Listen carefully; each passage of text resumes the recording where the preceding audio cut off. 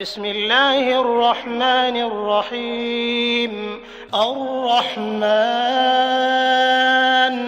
علم القرآن الله نحمده ونستعينه ونستغفره ونعوذ بالله من شرور أنفسنا ومن سيئات أعمالنا من يهده الله فلا مضل له ومن يضلل فلا هادي له وأشهد أن لا إله إلا الله وحده لا شريك له وأشهد أن محمدا عبده ورسوله أما بعد فأعوذ بالله من الشيطان الرجيم بسم الله الرحمن الرحيم رب اشرح لي صدري ويسر لي أمري واحلل عقدة من لساني يفقهوا قولي بسم اللہ الرحمن الرحیم.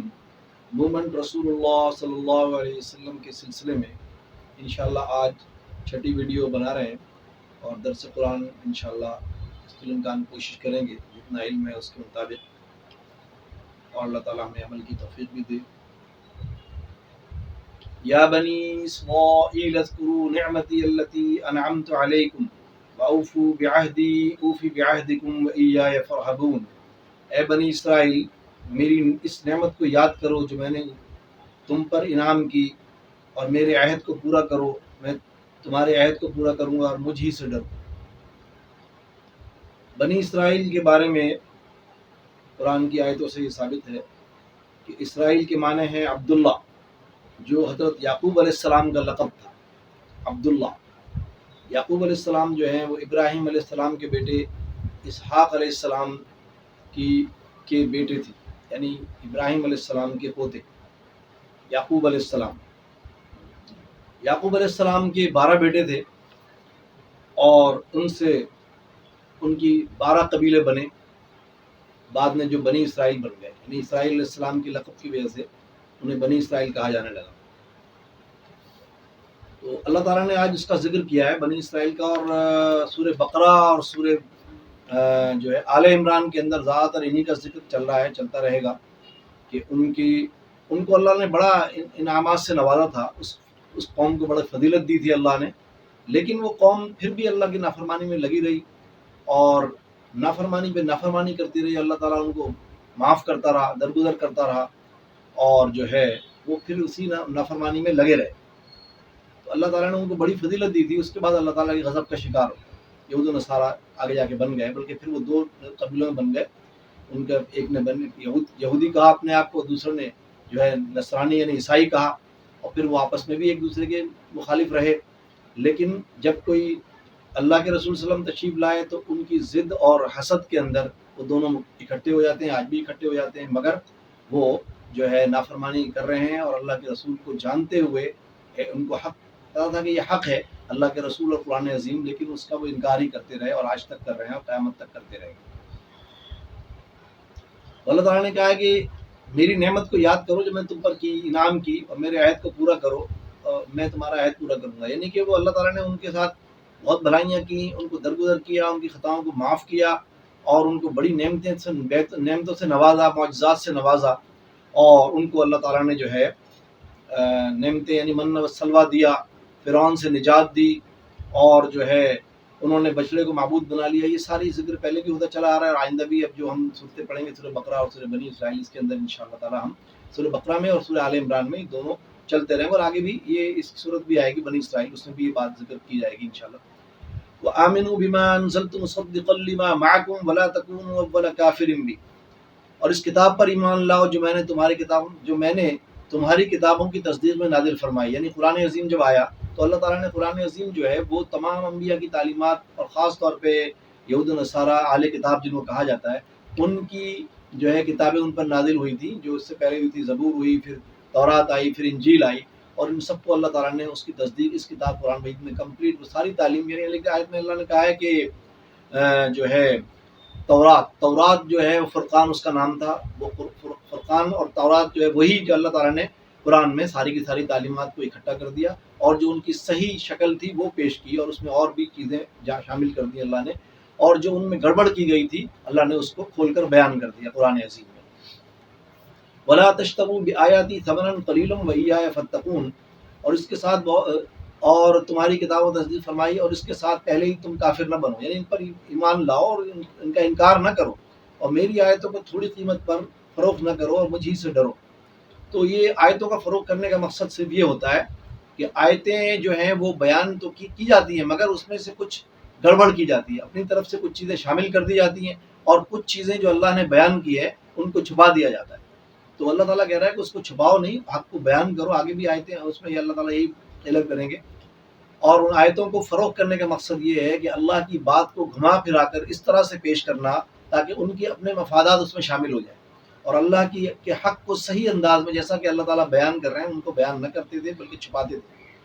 آگے فرمایا وَلَا تَلْبِسُوا الْحَقَّ بِالْبَاطِلِ وَتَكْتُمُوا الْحَقَّ وَأَنْتُمْ تَعْلَمُونَ، اور حق کو باطل کے ساتھ غلط ملط نہ کرو، ملاؤ نہیں، اور نہ حق کو چھپاؤ۔ وَتَكْتُمُوا الْحَقَّ، اور حق کو چھپاؤ نہیں، وَأَنْتُمْ تَعْلَمُونَ، جبکہ تم اچھی طریقے سے جانتے ہو۔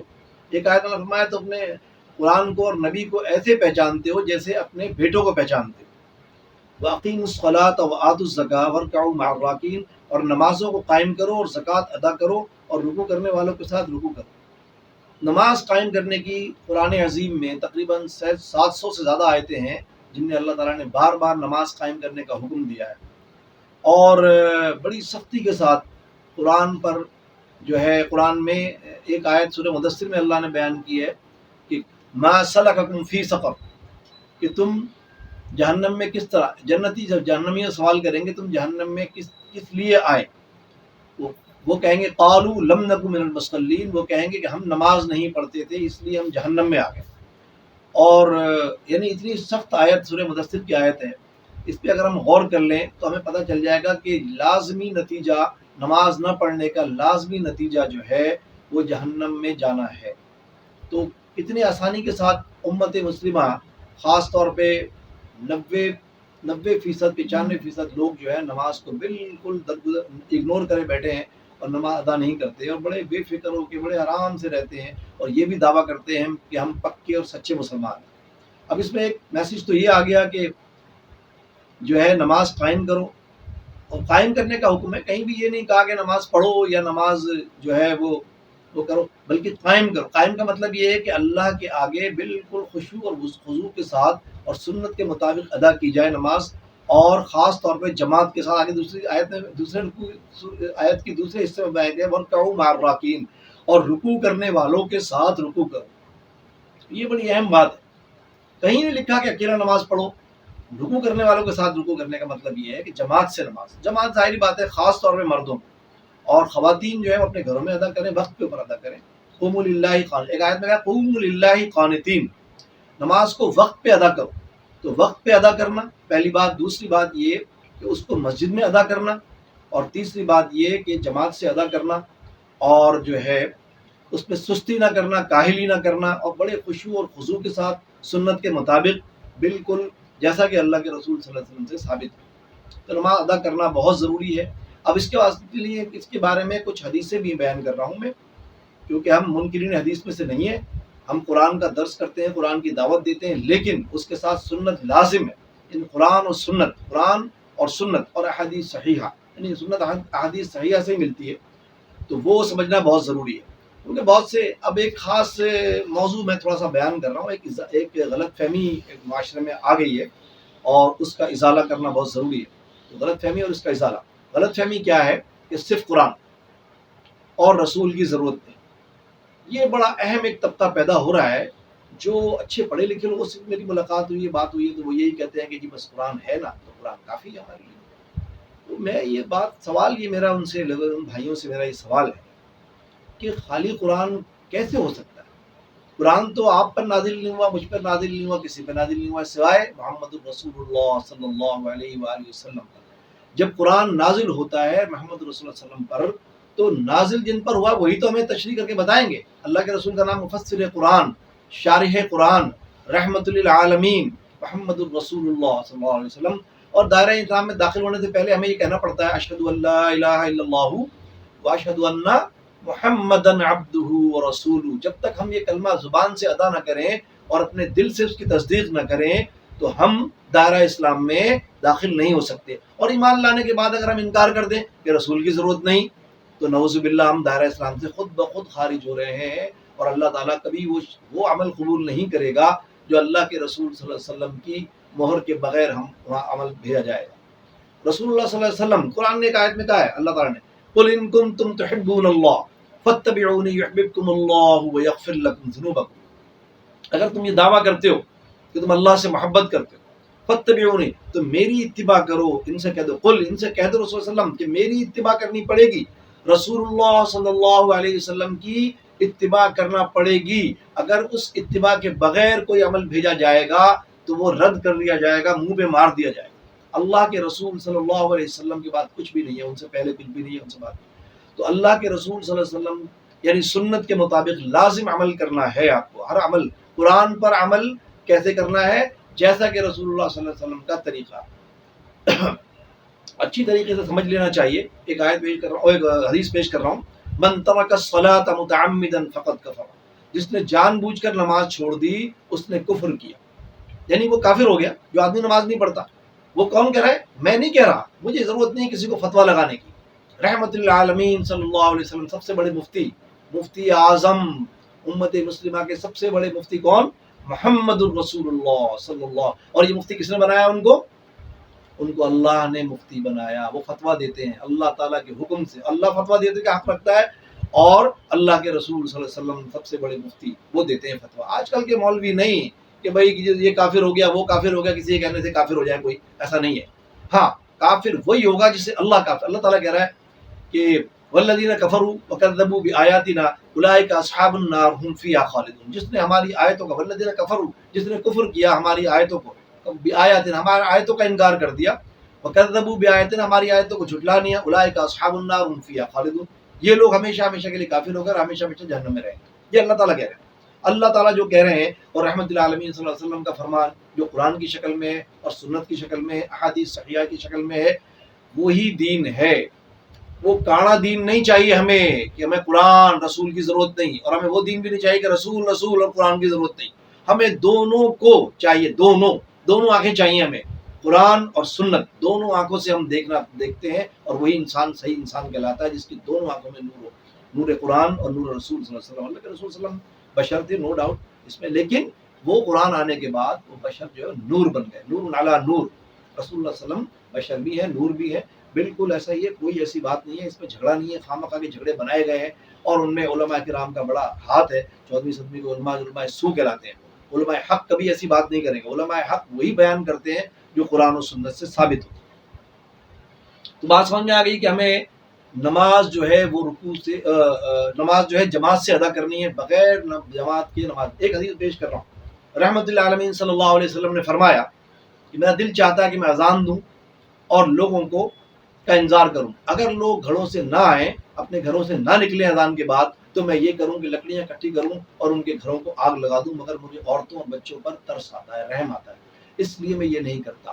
تو بات سمجھنے کی، رحمت العالمین صلی اللہ علیہ وسلم نے اتنی بڑی بات کہہ رہے ہیں کہ میں ان کے گھروں کو آگ لگا دوں، تو سوچنے کی بات ہے۔ اب رہا مسئلہ کہ بھائی وہ تو فرقہ بندی ہو رہی ہے، فلانا ایسا ہے، کوئی دیوبندی، وہ فلانا ہے، کوئی بریلوی، کوئی اہل حدیث، ان چکروں میں نہ پڑے آپ۔ یا تو ثابت کر دیں کہ یہ لوگ ساری کفار ہیں، سب کافر ہیں، ایسا نہیں کر سکتے ہم سارے مسلمان بھائی ہیں، اور سارے مسلمان ہیں، جو ایمان لے آیا اللہ اور اس کے رسول پر وہ مسلمان ہے۔ اختلاف ضرور ہے ہمارا، باوجود اختلاف کے تو ہم ایک دوسرے کو اختلاف ضرور کر سکتے ہیں، لیکن صحابہ کرام کے نقش قدم پر چلنا ہے۔ دین کیا ہے؟ صحابہ کرام رضوان اللہ علیہم اجمعین کے نقش قدم۔ صحابہ کرام میں بھی اختلاف ہو جاتا تھا، لیکن اختلاف کا مطلب یہ نہیں تھا وہ ایک دوسرے کو کافر قرار نہیں دیتے تھے۔ ہم لوگوں نے ایک فیشن بنا لیا، ایک مسجد بنا لی، وہ کہہ دیجئے میرے مسلک کی مسجد ہے، اور دوسری مسجد جو ہے وہ میرے مسلک کی نہیں ہے، لہذا کافروں کی مسجد ہے، وہاں نماز نہیں ہوگی۔ عجیب سی بات کرتے ہیں جن کا سر نہ پیر، اور لوگ بیچارے جاہل ہوتے ہیں، کم علمی کی بنا پر ان کی بات پر عمل کرنے کی کوشش کرتے ہیں، اور ایک اپنے بھائی کو دشمن بنا لیتے ہیں، اپنے بھائی کو کافر قرار بھی دے دیتے ہیں، نہ سلام کرتے ہیں، نہ بات کرتے ہیں، دشمن بنا لیتے ہیں۔ خیر یہ ایک الگ موضوع ہے، اس پہ انشاءاللہ تفصیل کے ساتھ ہم بیان کرتے رہیں گے۔ آگے میں اپنی بتا رہا ہوں، اگلی آیت میں اللہ فرمایا اتأمرون الناس بالبر وتنسون انفسکم وانتم تتلون الکتاب افلا تعقلون۔ یہ بڑی اہم آیت ہے۔ اس آیت میں اتأمرون الناس بالبر، کہ تم لوگوں کو نیکی کا حکم کرتے ہو، وتنسون انفسکم، اپنی ذات کو بھول جاتے ہو، وانتم تتلون الکتاب، حالانکہ تم تلاوت قرآن کرتے ہو، کتاب اللہ کی تلاوت کرتے ہو، افلا تعقلون، کیا تمہیں ذرا بھی عقل نہیں؟ تو سوچنے کی بات ہے کہ میں نیکی کا حکم کرتا رہوں، خود نہ کروں۔ مثال کے طور پر کہہ رہا ہوں نماز پڑھو، میں خود نماز نہیں پڑھ رہا، تو لوگ کہیں گے عجیب سا منافق آدمی ہے یار، خود ہمیں نماز کا حکم دے رہا، خود نماز نہیں پڑھتا۔ اسی طریقے سے بہت سے احکامات ہیں، بہت سی برائیاں ہیں جن سے بچنے کی ضرورت ہے، اور وہ ایسے ہی ہوگا۔ سب سے پہلے عمل، داعی کو سب سے پہلے خود عمل کرنا پڑتا ہے اپنی ذات۔ رحمت اللہ عالمین صلی اللہ علیہ وسلم نے 63 سالہ زندگی میں کیا کیا؟ مکہ کی 40 سالہ زندگی میں آپ نے کیا کیا؟ آپ نے کوئی تبلیغ نہیں کی۔ مکہ کی 40 سالہ زندگی میں آپ نے کریکٹر پیش کیا، اپنا کردار پیش کیا، ایسا کردار کہ مکہ کے اندر تمام لوگوں کا اجماع تھا اس بات پر، تمام لوگ یہ بات مل کر اجتماعی شکل میں کہتے تھے کہ ہم میں سب سے بہترین انسان محمد بن عبداللہ ہیں۔ کیوں؟ کہ وہ امانتوں میں خیانت نہیں کرتے، اور زندگی میں انہوں نے کبھی جھوٹ بولنے کا تصور بھی نہیں کیا، کبھی کوئی، حالانکہ اللہ کے رسول صلی اللہ علیہ وسلم نے جو ہے صحابہ کرام جو ہے تھے ان کے اس دور میں بھی تھے ان کے ساتھ، مگر وہ شراب پیتے تھے۔ دنیا کو پتا ہے کہ صحابہ کرام اس وقت شراب پیتے تھے، قتل کرتے تھے، بہت سے غلط کام ہوتے تھے اس دور میں، جبکہ قرآن نازل نہیں ہوا تھا اس سے پہلے۔ لیکن اللہ کے رسول صلی اللہ علیہ وسلم کے بعد جب بھی شراب آئی، آپ نے کہا جی میں نہیں پیتا، مجھے پسند نہیں، حالانکہ قرآن نازل نہیں ہوا تھا ابھی۔ اس کا مطلب ہے کہ آپ پہلے سے ہی دین حق پر تھے، اور ان کی فطرت میں دین ڈال دیا تھا اللہ تعالیٰ نے۔ وہ کبھی انہوں نے غلط کام زندگی میں نہیں کیا، یعنی گناہ کا کوئی تصور نہیں تھا۔ شراب پینا، قتل کرنا، لڑنا جھگڑنا، فساد کرنا، اخلاق شروع سے ہی ان کے اندر تھا، اور اخلاق پیش کیا تھا آپ نے۔ پیدائشی نبی، بچپن سے نبی ہوتا ہے، پیدائشی ہوتا ہے، لیکن رحمت اللہ علیہ صلی اللہ علیہ وسلم کا تو ایسا کوئی مثال دنیا میں نہیں کہ آپ بہترین۔ لیکن کیا ہوا؟ وہی لوگ جو رحمت اللہ علیہ صلی اللہ علیہ وسلم کہتے ہیں دنیا کا بہترین انسان، ہمارے معاشرے کا سب سے بہترین انسان محمد بن عبداللہ، لیکن جب قرآن نازل ہوا تو ان کا نام ہو گیا محمد الرسول اللہ صلی اللہ علیہ وسلم، کا نام بدل کر ان کا نام ہو گیا محمد الرسول اللہ۔ جب محمد الرسول اللہ نام ان کا آیا، بن گیا، تو لوگ بہت چھٹ گئے۔ ابو جہل جیسے بہت سے لوگ کفار مکہ وہ چھٹ گئے، انہوں نے کہا نہیں یہ آدمی، یہ انسان صحیح نہیں ہے، یہ ہمارا ہے لیکن یہ صحیح نہیں۔ کیوں صحیح نہیں تھا؟ وجہ کیا؟ دشمنی کیا تھی؟ دشمنی صرف قرآن سے تھی، اللہ کے رسول سے کوئی دشمنی نہیں تھی، دشمنی قرآن سے تھی۔ آج بھی جو شخص قرآن کی تبلیغ کرے گا، جو قرآن بیان کرے گا، لوگ اس سے کٹتے چلے جائیں گے، اپنے پرائے سب کہیں گے نہیں یار یہ مزہ نہیں، بیکار یار۔ لیکن اور الٹی سیدھی باتیں سناؤ، قصے کہانیاں سناؤ، بڑے خوش ہوتے ہیں لوگ، اور بڑا جناب زبر رش لگا ہوا ہوتا ہے۔ کوئی چینل دیکھو، چینل کروڑوں میں سبسکرائب ہو جاتا ہے، کیونکہ قرآن نہیں ہوتا۔ جب قرآن ہوتا ہے تو کہتے ہیں ارے یار قرآن ہے چھوڑ۔ یعنی کتنی بڑی بے رغبتی ہے اللہ کی کتاب سے، اللہ کے رسول سے، اور دعویٰ یہ ہے کہ ہم سچے مسلمان ہیں۔ ہمیں اپنے گریبان میں جھانکنے کی ضرورت ہے، ہم دیکھیں کہ ہم کتنا لائک کر رہے ہیں اللہ کو، اللہ کے رسول کو، اور قرآن کو۔ تو یہ ہمیں دیکھنا پڑے گا ہم کتنا لائک کرتے ہیں اس چینل کو جس میں قرآن کا درس ہو رہا ہو، قرآن کی تشریح ہو رہی ہو، قرآن بیان ہو رہا ہو۔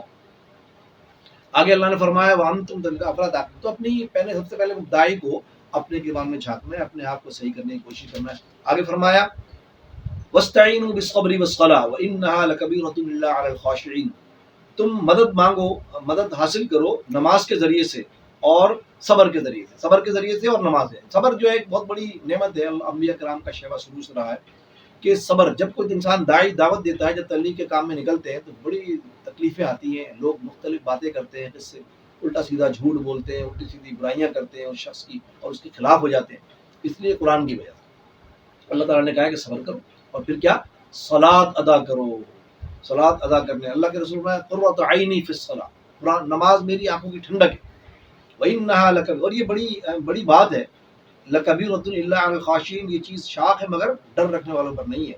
جو خشیت کرتے ہیں، جو اللہ سے ڈرتے ہیں، وہ لوگوں کے لیے کچھ بھی نہیں ہے، ورنہ عام نہیں۔ دیکھیے کہ قرآن، نماز پڑھنا، نماز خاص طور پر فجر کی نماز پڑھنا، اللہ کے رسول میں ہے کہ فجر اور عشاء منافق پہ بھاری ہے، تو فجر اور عشاء خاص طور پہ غور سے پڑھنی، بڑے سے جو ہے پڑھنا چاہیے، بڑی ذمہ داری کے ساتھ ادا کرنا چاہیے، کیونکہ منافق کی نشانی ہے فجر اور عشاء۔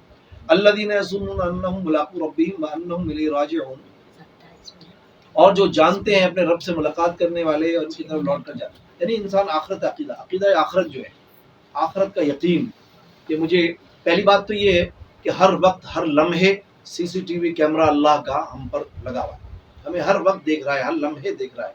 اللہ تعالیٰ نے ایک آیت میں کہا ما یکون من نجوى ثلاثة الا هو رابعهم، تم لوگ کبھی بھی جو ہے تین نہیں ہوتے بلکہ چوتھا اس میں اللہ ہوتا ہے۔ ما یکون من نجوى ثلاثة الا هو رابعهم ولا خمسة الا هو سادسهم، تم پانچ نہیں ہوتے بلکہ چھٹا اللہ ہوتا ہے۔ یعنی اللہ ہر لمحے، اور اگر تم اس سے کم بھی ہو، یعنی وہ دو سے بھی کم ہو اور ایک بھی ہو، تب بھی دوسرا اللہ ہوتا ہے، کہیں بھی آپ تنہا نہیں ہوتے، ہر وقت اللہ آپ کے ساتھ ہوتا ہے۔ تو اللہ ہمارے ہر وقت ساتھ ہے، ان اللہ معنا، اللہ کا سبحان ان اللہ معنا لا تحزن ان اللہ معنا، مت ڈرو اللہ ہمارے ساتھ۔